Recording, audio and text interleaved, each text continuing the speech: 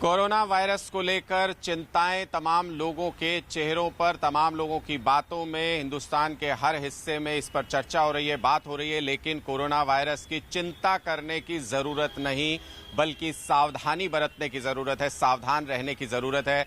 और corona virus के लिए जो जो डॉक्टर्स ने सलाह दी, नसीहत दी, उनका पालन करने की जरूरत है, उससे बचने की जरूरत है। हम आज रियलिटी चेक भी करेंगे, हम आपको दिखाएंगे कि कहीं पर सैनिटाइजर्स या मास्क की कमी है या नहीं, उनके प्राइस बढ़े हैं या नहीं, वो तमाम चीजें दिखाएंगे। हमारे तमाम सहयोगी हमारे साथ मौजूद होंगे जो देश के अलग अलग हिस्सों से कोरोना वायरस पर क्या स्थिति बनी हुई है, कहां पर खतरा बढ़ रहा है, कहां पर आइसोलेशन वार्ड में तमाम मरीजों की जांच चल रही है, इलाज चल रहा है और कहां पर सावधान रहने की जरूरत है, वो तमाम जानकारी कोरोना वायरस से जुड़ी हुई हम आपको बताएंगे। लेकिन उससे पहले हम आपको बता दें कि एक बड़ी खबर जो इस वक्त पंजाब से आ रही है। पंजाब में 2 पेशेंट्स मिले हैं कोरोना वायरस के, जो कि संदिग्ध थे।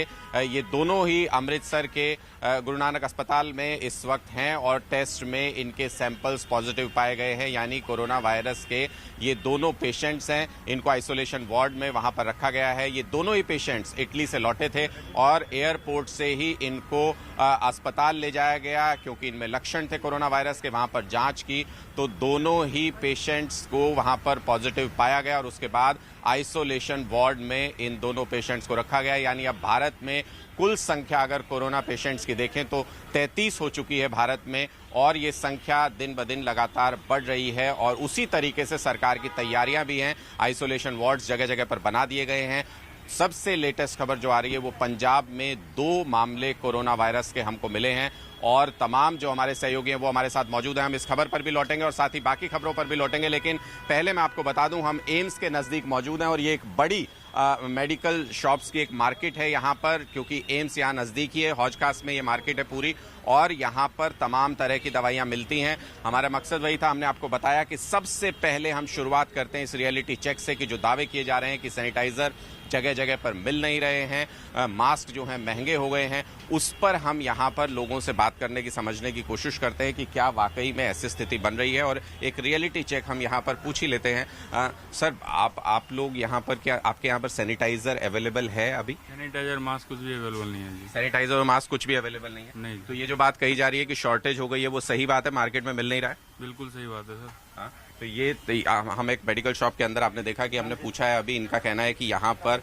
सैनिटाइजर इनके पास मौजूद नहीं है। हम दूसरी शॉप में चलते हैं, दूसरी जगह पर पूछते हैं कि क्या यहाँ पर सैनिटाइजर मौजूद है इन लोगों के पास भी, वो भी पूछ लेते हैं। सर, क्या आप लोगों के पास सैनिटाइजर मौजूद है अभी?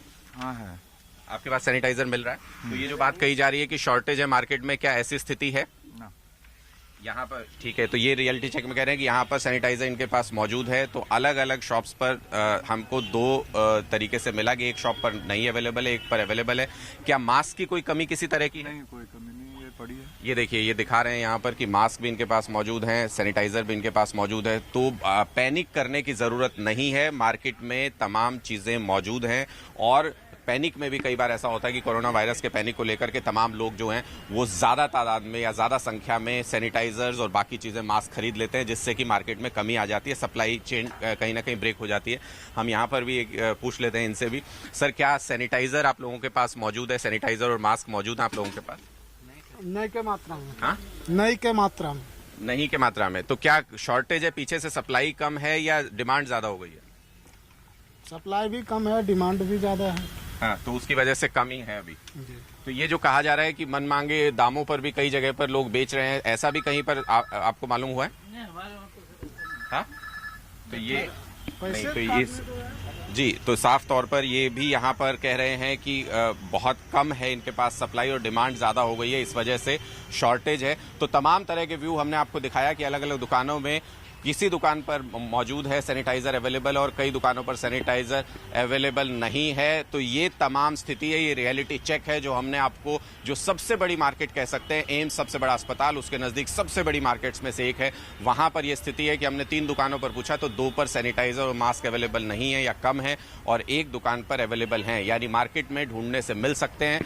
पैनिक करने की ज़रूरत नहीं है, सावधानी बरतने की ज़रूरत है और सरकार इन तमाम बातों का ध्यान रख रही है। जहाँ पर सप्लाई कम है वहाँ पर सप्लाई सुनिश्चित करने की कोशिश की जा रही है। लेकिन वापस लौटते हैं हम अपनी खबर पर, जो हम आपको बता रहे थे कि पंजाब में 2 मामले मिले हैं कोरोना वायरस पीड़ित के और इस तरीके से 33 हो गई है पूरे देश में संख्या। मोहित मल्होत्रा हमारे सहयोगी चंडीगढ़ से हमारे साथ जुड़ रहे हैं। मोहित, ये क्या पूरा मामला है और किस तरीके से ये दोनों पेशेंट्स के बारे में पता लगा? अब क्या स्थिति है, कहाँ पर रखा गया उनको? देखिए, ये पंजाब के एक ही परिवार के 3 लोग हैं जो कि इटली से लौटे थे और जब ये लैंड हुए अमृतसर इंटरनेशनल एयरपोर्ट पर तो इनकी स्क्रीनिंग की गई। स्क्रीनिंग में इनके जो शुरुआती लक्षण थे वो संदिग्ध लगे, जिसके बाद इनको जो हॉस्पिटल है अमृतसर में, गुरु नानक देव हॉस्पिटल, वहां पर लेकर जाया गया और फिर इनके सैंपल लिए गए। सैंपल पहले जांच के लिए एम्स दिल्ली में भेजे गए थे, जहां पर इनमें कोरोना वायरस होने की पुष्टि हुई है। लेकिन फिर भी जो पंजाब सरकार का स्वास्थ्य विभाग है वो अभी और भी पुख्ता होना चाहता है, इसी वजह से उसने दोबारा से सैंपल पुणे की लैब में भेजे हैं, क्योंकि पुणे में जो खास लैब है वहां पर फाइनल कंफर्मेशन का इंतजार किया जा रहा है। लेकिन अभी तक जो हमारे पास जानकारी है उसके मुताबिक इन 3 में से 2 लोगों के जो सैंपल थे वो पॉजिटिव पाए गए हैं। एम्स दिल्ली में इनकी जांच हुई थी और उसके बाद इनको आइसोलेशन वार्ड में रखा गया है। इनको रिसीव करने के लिए अमृतसर इंटरनेशनल एयरपोर्ट पर जो इनके परिवार के लोग पहुंचे थे उनको भी आइसोलेशन वार्ड में रखा गया है। उनके सैंपल भी लिए गए हैं, उनको भी जांच के लिए भेजा गया है। फिलहाल पंजाब में कोरोना वायरस को लेकर हाई अलर्ट है और कहा गया है कि हर तरह की स्थिति से निपटने के लिए तमाम जो सरकारी और प्राइवेट हॉस्पिटल हैं वो तैयार रहें और हर हॉस्पिटल के अंदर एक आइसोलेशन वार्ड बनाकर रखा गया है। मोहित, बहुत बहुत शुक्रिया आपका इस जानकारी के लिए। और जैसा मोहित बता रहे थे कि प्राइमरी जो टेस्ट है वो पॉजिटिव पाया गया है, जिसके बाद इनको आइसोलेशन वार्ड में रखा गया है, वहां पर इनका इलाज चल रहा है। लेकिन जो सेकेंडरी टेस्ट है उसके लिए पुणे सैंपल भेजे जाते हैं। हम आपको बता दें कि पुणे में वायरस लैब है इंडिया की एक बहुत बड़ी, और वहां पर टेस्ट में स्पेसिफिक जानकारी ली जाती है कि किस हद तक ये पेशेंट जो है वो कोरोना वायरस से इन्फेक्टेड है, कौन से टाइप का वायरस है, उन तमाम डिटेल्स का बहुत ज़्यादा मदद रहती है। सरकार को उसमें मदद मिलती है अपनी प्लानिंग करने में और किस तरीके से बाकी पेशेंट्स को या आने वाले समय में जो पेशेंट्स हैं उनको डील करना है उसकी प्लानिंग करने में काफ़ी मदद मिलती है। उसके लिए पुणे कंफर्मेशन के लिए तमाम सैंपल्स को वायरस लैब में भेजा जाता है। हमारे तमाम सहयोगी भी इस बड़ी खबर पर इस वक्त हमारे साथ जुड़ गए हैं। हमारे साथ मुंबई से ज्योत्सना मौजूद हैं, हमारे साथ लखनऊ से अजीत जुड़ रहे हैं, भोपाल से हमारे साथ मनोज शर्मा मौजूद हैं और आरएमएल अस्पताल, जिसको नोडल अस्पताल भी दिल्ली में बनाया गया है कोरोना वायरस के लिए, जो पेशेंट्स हैं उनके लिए, वहां पर जावेद हमारे सहयोगी हमारे साथ जुड़े हुए हैं। सबसे पहले भोपाल चलते हैं। मनोज, क्या स्थिति है वहां पर और किस तरह से सरकार ध्यान रख रही है? क्या लोगों में पैनिक की स्थिति तो नहीं? क्योंकि सरकार ये कोशिश तो कर रही है कि तमाम लोगों को समझाए, उनको बताए, उनको जानकारी उपलब्ध कराए।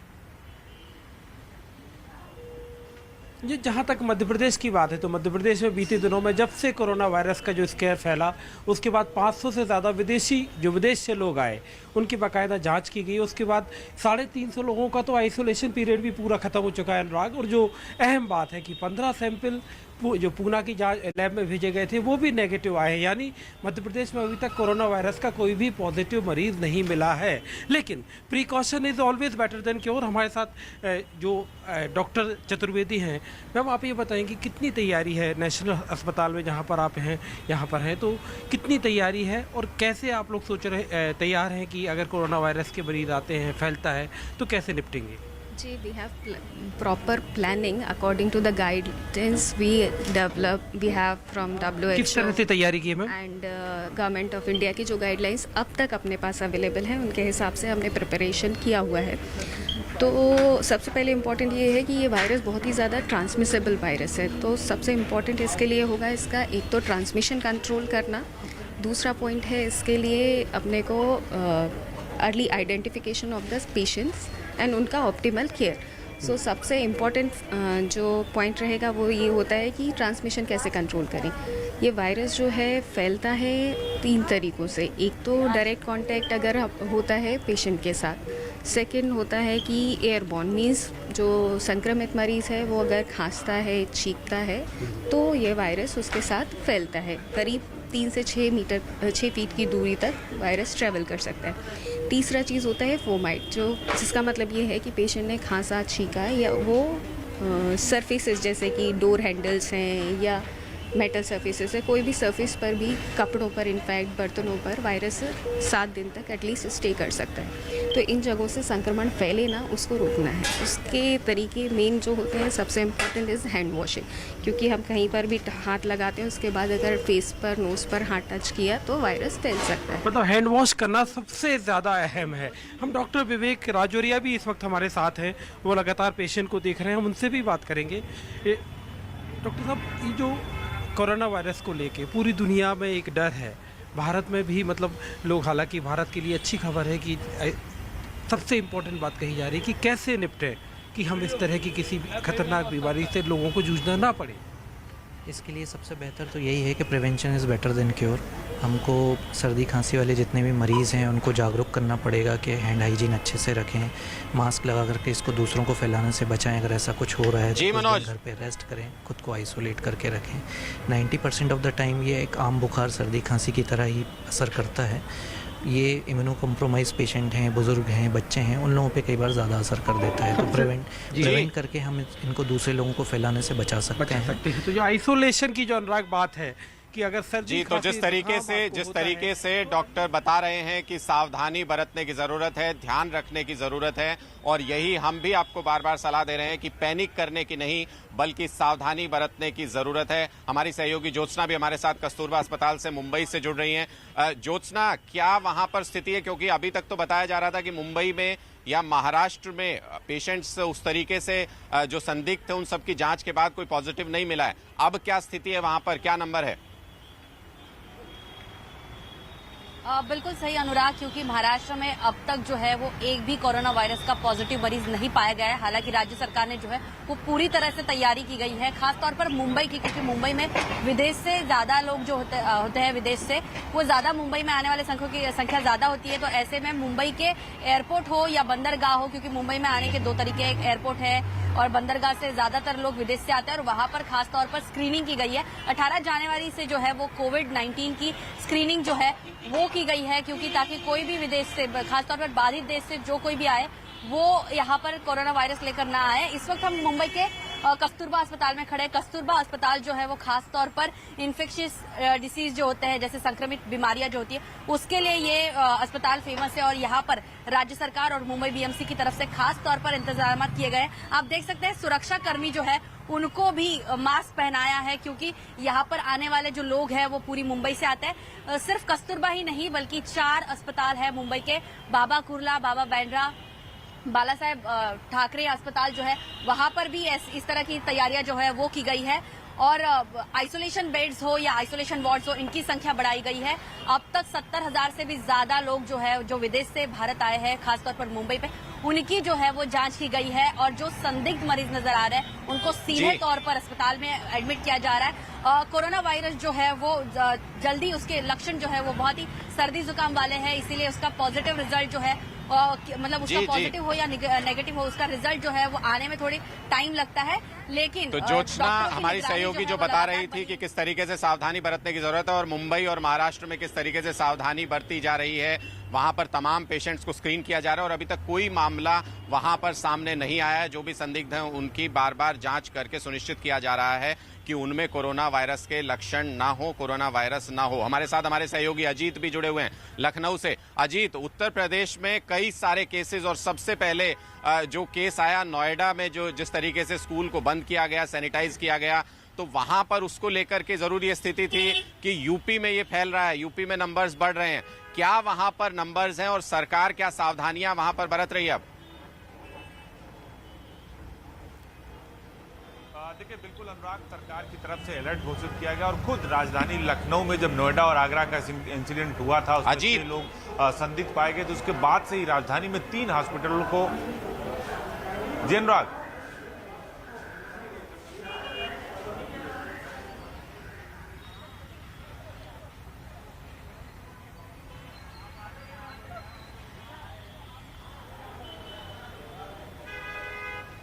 देखिए बिल्कुल अनुराग, अगर बात करें कि कहीं ना कहीं जो राजधानी की बात है, उत्तर प्रदेश की बात है, तो यहाँ एयरपोर्ट से एक मरीज मस्कट से आया था देर रात, वो संदिग्ध था, उसे लोक बंधु अस्पताल में एडमिट किया गया है, वहां उसका इलाज चल रहा है। इसके अलावा उत्तर प्रदेश में लगभग 91,000 लोग ऐसे थे जो नेपाल से भारत आए थे, उनकी स्क्रीनिंग की गई है। राजधानी लखनऊ में जहां हम खड़े हैं सिविल अस्पताल है, यहाँ 15 बेड का आइसोलेशन वार्ड बनाया गया है, ट्रेनिंग दी गई। यहाँ हम बात करने की कोशिश करेंगे, जो सीएमएस हैं डॉक्टर आशुतोष द्विवेदी, वो यहाँ पर मौजूद है, और जो आप देख सकते हैं कि जो भीड़ है वो यहाँ पर आ रही है, उनका इलाज भी यहाँ पर चल रहा है। तो मुख्य चिकित्सा अधीक्षक हैं जो इस हॉस्पिटल के यहाँ पर बाकायदा आइसोलेशन वार्ड बनाया गया, हम उनसे बात करने की कोशिश करेंगे क्योंकि हमारे साथ वो लाइव जुड़ रहे हैं। सर, क्या तैयारियां हैं उत्तर प्रदेश में कोरोना वायरस को लेकर? आप इस हॉस्पिटल के सीएमएस भी हैं और उत्तर प्रदेश में सरकार की तरफ से भी अलर्ट है। देखिए, कोरोना वायरस एक रिस्पिरेटरी संक्रमण का वायरस है जो अपने देश में नहीं है, अपने पड़ोसी राज्यों में है, और उसकी वजह से जो बाहर से लोग आ रहे हैं उनमें संक्रमण होने की संभावना है। इसको दृष्टिगत रखते हुए भारत सरकार ने एक अलर्ट जारी किया है। उसी के क्रम में हमारी प्रदेश सरकार ने भी एक अलर्ट जारी किया है और उसमें समस्त चिकित्सालयों को निर्देश दिया गया है कि एक जो है 10 बिस्तरों का आइसोलेशन वार्ड बनाया जाए। उसी के क्रम में हम लोगों ने अपने चिकित्सालय में एक 15 बिस्तरों का आइसोलेशन वार्ड बनाया है। उसके लिए डिजिग्नेटेड स्टाफ है और इवन यहाँ तक डिजिग्नेटेड लिफ्ट भी हमने सेपरेट कर रखी है, और इससे भी आवश्यक जो औषधियाँ हैं, सपोर्टिव मेडिसिन, वो सब उपलब्ध हैं। मास्क अवेलेबल है और यहाँ का जो भी स्टाफ है उसको करना चाहिए। डॉक्टर साहब, जिस तरीके से उत्तर प्रदेश में बहुत सारी जो स्थितियां हुई हैं, लोग काफी अफवाहों के उसमें पड़ गए। सोशल मीडिया पर आज खुद पर्यटन मंत्री ने कहा कि लोग भीड़ भाड़ के इलाके में न जाए, होली का त्योहार है, उसमें क्या करना चाहिए? देखिए, कोरोना वायरस का जो होता है, ये संक्रमण जो होता है हमारे जब ड्रॉपलेट से होता है, और इसमें खास परहेज ये है कि जिस किसी को जुकाम, बुखार, खांसी का तकलीफ है उससे कम 1 मीटर की दूरी बना करके रखें, और कोई ऐसा मरीज है तो उसके वस्त्र, बर्तन और बिस्तर से परहेज करें, और हाथ मिलाने से, हक करने से या चुम्बन लेने, आलिंगन करने से बचें। तो देखा आपने, डॉक्टर साहब बता रहे थे कि आपको हाथ नहीं मिलाना है, हग नहीं करना है, मास्क लगाने हैं, इन सब चीजों का ध्यान रखना है। और ये सीएमएस बहुत अच्छी जानकारी, तमाम जो जानकारी जो डॉक्टर दे रहे हैं उन पर ध्यान देना चाहिए, सिर्फ सावधानी बरतने की जरूरत है। डॉक्टर ने जिस तरीके से बताया कि ये भारत के अंदर शुरू हुई बीमारी नहीं है बल्कि बाहर से संक्रमण के जरिए भारत में आ रही है और इसलिए सावधानी बरतने की जरूरत है। और आज जन औषधि दिवस पर प्रधानमंत्री नरेंद्र मोदी ने भी लोगों से यही अपील की कि सावधानी बरतने की जरूरत है। उन्होंने इस अवसर पर बोलते हुए कहा कि डॉक्टरों की सलाह माने, अपने आप डॉक्टर बनने की कोशिश न करें, और हाथ मिलाने से ज्यादा नमस्कार पर ध्यान देने की बात कही है ताकि हाथ से संक्रमण न फैल सके। प्रधानमंत्री ने जन औषधि दिवस पर बोलते हुए ये तमाम बातें रखी और लोगों से अपील की कि इस बीमारी को लेकर सावधानी बरतें। साथियों, ऐसे समय में अफवाहें भी तेजी से फैलती हैं। कोई कहता है ये नहीं खाना है, वो नहीं करना है, कुछ लोग 4 नई चीजें लेकर के आ जाएंगे कि ये खाने से कोरोना वायरस से बचा जा सकता है, ढीकना करने से बचा जा सकता है। मेरी सभी देशवासियों को प्रार्थना है, मेहरबानी करके इन अफवाहों से भी बचना है। आपको कुछ भी लगता है, जो भी करें अपने डॉक्टर की सलाह से ही करें। पूरी दुनिया आजकल नमस्ते की आदत डाल रही है। अगर किसी कारण से हमने ये आदत छोड़ दी है तो हम भी हाथ मिलाने के बजाय इस आदत को फिर से डालने का भी मैं समझता ये उत्तम समय है। नमस्ते करके ही एक दूसरे को ग्रीट करना चाहिए। तो मुझे विश्वास है कि छोटी छोटी बातें हैं, शायद डॉक्टर लोग भी आपको यही बताएंगे, आप भी सबको यही बताइए। डरने की जरूरत नहीं है, भय पैदा करने की जरूरत नहीं है, अफवाह फैलाने की जरूरत नहीं है। और प्रधानमंत्री ने सावधानी बरतने की सलाह दी, कहा कि हाथ मिलाने की बजाय नमस्कार करें, भीड़ भरी जगहों पर न जाएं, डॉक्टर से सलाह लें, अपने आप अपना ज्ञान बढ़ाने की कोशिश न करें। व्हाट्सएप पर कोई जानकारी आए या किसी और जगह से कोई जानकारी आए उस पर भरोसा ना करें, बल्कि डॉक्टर जो कह रहे हैं उस बात पर भरोसा करें। लेकिन इस बीच में जम्मू में भी 2 संदिग्ध मामले मिले हैं कोरोना वायरस के, और ये दोनों ही पेशेंट्स बताया जा रहा है कि एक इटली से और एक कोरिया से ये दोनों पेशेंट्स पहुंचे, जिसके बाद इनके लक्षणों को देखते हुए संदिग्ध पाया गया इनको, और उसके बाद जांच के लिए इनके सैंपल्स भेजे गए हैं। ये 2 पेशेंट्स हैं, जम्मू में भी संदिग्ध हैं। अभी तक टेस्ट रिपोर्ट न आने की वजह से इनको संदिग्ध कहा जाएगा, और कोरोना वायरस के इनमें लक्षण पाए जाने के बाद इनके सैंपल्स टेस्ट कराने के लिए भेजे गए हैं। हमारे साथ हमारे सहयोगी लगातार जुड़े हुए आरएमएल अस्पताल, जो दिल्ली में नोडल अस्पताल है, जावेद वहां से मौजूद हैं। लेकिन पहले चलते हैं रवि के पास। रवि कृष्णानगर में मौजूद है और आज जन औषधि दिवस है। प्रधानमंत्री ने उस मौके पर तमाम सलाह दी लोगों को सावधानी बरतने की, और जन औषधि केंद्र पर ही बीजेपी के अध्यक्ष जेपी नड्डा वहां पर पहुंचने वाले थे। रवि, क्या स्थिति है वहां पर? जन औषधि केंद्र पर आप खड़े हैं, हमें जगह जगह से खबर मिल रही थी कि कमी है सैनिटाइजर की, मास्क की, उन तमाम चीजों के बारे में बताएं, और वहां क्या कार्यक्रम है उसके बारे में भी बताएं। देखिए, सबसे बड़ी बात यह है कि क्योंकि जैसे ही भारत में कोरोना वायरस ने प्रकोप यानी कि पांव पसारना शुरू किया, तमाम जगहों पर इन सब चीज़ों की कमी तो देखने को मिली, खास करके ग्लव्स, सैनिटाइजर या मास्क। कई जगहों पर यह भी देखने को मिला है कि ज़्यादा कीमत पर ये जो है बिक रहे थे। लेकिन जिस जगह पर मैं मौजूद हूँ, कृष्णानगर में, पूर्वी दिल्ली का हिस्सा है, और यहीं पर जेपी नड्डा जो बीजेपी के अध्यक्ष हैं वो अभी हालांकि मौजूद हैं, निकलने वाले हैं। प्रोग्राम खत्म हो चुका है क्योंकि प्रधानमंत्री नरेंद्र मोदी अब से थोड़ी देर पहले ही संवाद कर रहे थे वीडियो कॉन्फ्रेंसिंग के जरिए, और तमाम प्रदेशों से उन्होंने संपर्क किया। जो जन औषधि केंद्र है वहाँ के दुकानदारों से या जो लाभार्थी हैं। अभी उससे पहले उसके बाद जब प्रधानमंत्री का संबोधन खत्म हुआ तो जेपी नड्डा ने भी संबोधन दिया। खास तौर पर यह है कि अब से थोड़ी देर बाद एक बैठक भी होगी, समीक्षा बैठक, जो प्रधानमंत्री खुद लेंगे, जिसमें हर्षवर्धन केंद्रीय मंत्री जो स्वास्थ्य मंत्री हैं वो वहां पर मौजूद होंगे। और अभी तक जो सिचुएशन है कोरोना वायरस को लेकर की, सरकार की जो तैयारियां हैं, आगे क्या स्टेप उठाए जा रहे हैं, उन तमाम चीज़ों को लेकर समीक्षा बैठक की जाएगी। हालांकि पीएमओ हर रोज स्वास्थ्य मंत्रालय की तरफ से और वहाँ से रिव्यू ले रहा है, तमाम वहाँ से जानकारियाँ ले रहा है कि आखिर में किस तरीके की अभी तैयारियाँ चल रही हैं। प्रदेशों के साथ में भी संपर्क किया जा रहा है। अभी अनुराग इसमें है कि 31 पॉजिटिव मरीज जो सामने आए हैं, हालांकि तमाम जगहों से संदिग्ध मरीजों की संख्या भी बढ़ती जा रही है, लेकिन अभी तो जो कंफर्मेशन है वो 31 है। संदिग्धों की संख्या बढ़ती जा रही है, लेकिन सरकार पूरी तरह से तैयार है। सरकार तमाम जो मेजर्स है वो ले रही है। राज्य सरकारों से भी केंद्र सरकार संपर्क बनाए हुए है और एक कोऑर्डिनेटेड एफर्ट चल रहा है इन तमाम स्थितियों को संभालने का, संक्रमण को रोकने का। जावेद मंसूरी हमारे साथ आरएमएल अस्पताल दिल्ली से मौजूद हैं। जावेद, क्या स्थिति है वहां पर? वहां आइसोलेशन वार्ड बनाया गया है, नोडल अस्पताल आरएमएल को बनाया गया है, क्या तैयारियां हैं? देखिए, दिल्ली में 2 नोडल हॉस्पिटल बनाए गए, एक सफदरजंग और एक आरएमएल के बाहर हम मौजूद हैं, आप देख सकते हैं। यहाँ आपको बता दें कि लगातार यहाँ पर वो लोग पहुँच रहे हैं जो कोरोना वायरस के लिए एहतियातन अपने सैंपल देने के लिए सुबह भी आए थे। हमने देखा, हमने बात भी की, और यहाँ पर मैं आपको बताऊँ कि यहाँ आप देखेंगे हॉस्पिटल के बाहर लोग मास्क पहनकर निकले हैं। आप बताइए कि मास्क क्यों पहना है आपने? सर, मुझे पता चला है कि कोरोना वायरस से जो वायरस फैल रहा है, तो बड़ी पैमाने में लोगों को एक धास्ती, एक डर फैला गया है कि चाइना से जो वायरस आया है वो अपने अंदर भी फैल गया। दिल्ली में उसके मरीज मिले हैं। तो आपने बचाव के लिए मास्क खरीदा, सैनिटाइजर? मैं पूरा मार्केट घुमा, तब मेरे को एक मास्क मिला। सब जगह मास्क बिके पड़े हैं, सब खत्म हो गए। कितने का खरीदा आपने? मैंने सर 40 रुपए के 40 का खरीदा है। 5 रुपए का, 10 रुपए का मास्क है। अच्छा, इसमें 5 रुपए 10 रुपए का मास्क है वो महंगा मिला। देखिए, यहाँ पर भी लोग मास्क पहनकर इसी तरह से खड़े।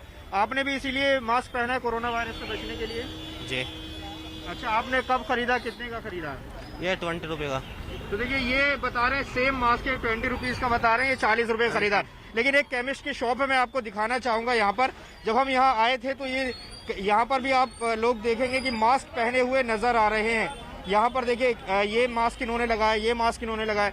मास्क किस लिए लगाया है सर? ये कोरोना वायरस के लिए। कोरोना वायरस के लिए। आपको पता है कि ये नोडल हॉस्पिटल है आरएमएल, यहाँ मरीज भी आ रहे हैं। जी। तो देखिए, ये कह रहे हैं कि कोरोना वायरस जी लगाए। एक बार बाइट सर, मुझे पता है बहुत ज्यादा बिजी होंगे, बताइए कि अभी जो सैनिटाइजर है और जो मास्क है, क्या उसकी शॉर्टेज है? हाँ जी सर, एक्यूट शॉर्टेज है इस टाइम। अभी आपके पास है मास्क और सैनिटाइजर? हाँ जी जावेद, तो जावेद बता रहे हैं कि शॉर्टेज है मास्क की, सैनिटाइजर की, और लगातार हर जगह से इसी तरीके की जानकारी भी मिल रही है कि शॉर्टेज है, लेकिन सरकार इन तमाम चीजों को संभालने की कोशिश कर रही है। और हम आपको बता दें कि कितना वर्सेटाइल, कितने बड़े स्तर पर ये कोरोना वायरस फैला हुआ है। 90 देशों में इस कोरोना वायरस के मरीजों की पुष्टि हो चुकी है। 1 लाख से ज्यादा केसेस अभी तक दुनिया भर में कोरोना वायरस के पाए जा चुके हैं, कोरोना वायरस के पेशेंट्स हैं।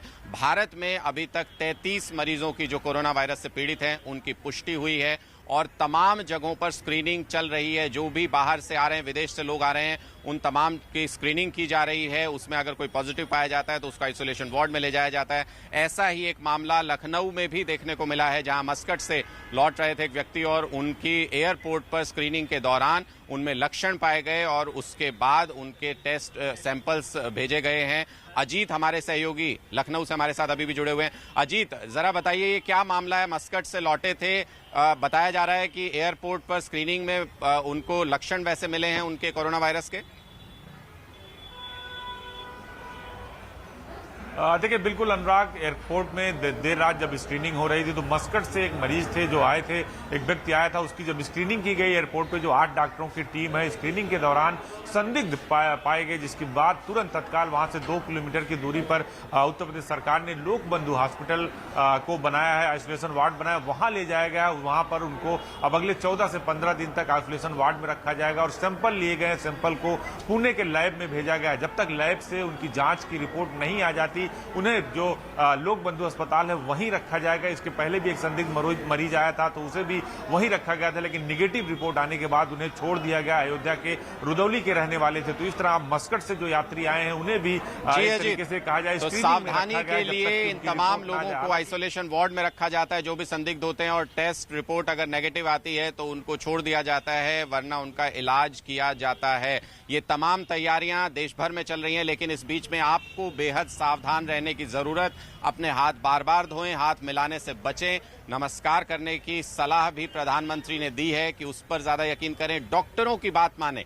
इधर उधर जो अफवाहें चल रही हैं उनसे बचें, डॉक्टरों की सिर्फ बात माने, क्योंकि इससे घबराने की नहीं बल्कि सावधानी बरतने की जरूरत है। घर में जब भी आएं तो अपने हाथ और मुंह धोएं। इस तरीके की सावधानियों के जरिए आप इस बीमारी से बच सकते हैं। और हमारे तमाम सहयोगी जो पूरी जानकारी दे रहे थे देश के अलग अलग हिस्सों से, उन सभी का बहुत बहुत शुक्रिया। खबरों का सिलसिला इसी तरीके से जारी है, देखते रहिए न्यूज़ 18 इंडिया।